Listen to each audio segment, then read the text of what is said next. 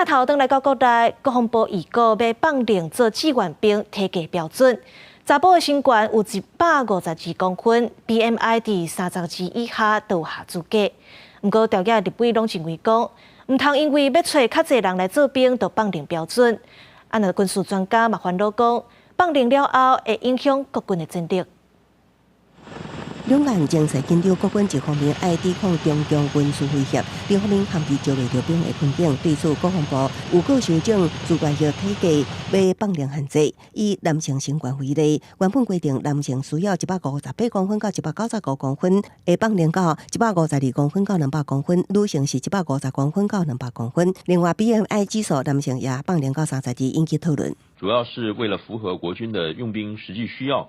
参考美日等先进国家志愿役军人的一个身高限制，那么修正了身高的条件。国防部回应，新冠调整符合国军用兵需要，但不过调解立委拢有意见。民众党邱新远表示，国军102年才将男性身高下限为152公分提悬到158公分，即马可要放零，爱向民众讲清楚。必须对外来去说明调整的原因是有任何的科学依据或是战备的需求。现在的资讯化的作战、科技化的作战，以及这样子的体格是否有适合担任我们志愿役兵种的一个需求，我想这个部分都是社会有非常大的疑虑。是因应现代化的战场、新的任务、新的军种或者新的执行方式，那体位区分做适当的调整，这个是可以接受，但是不能够是为了招募不足降低标准。国军放零体格限制，军事专家是无认同。接触真济武器装备有相关的限制，相关较矮的官兵使用气枪飞弹等反装甲武器都有操作上困难。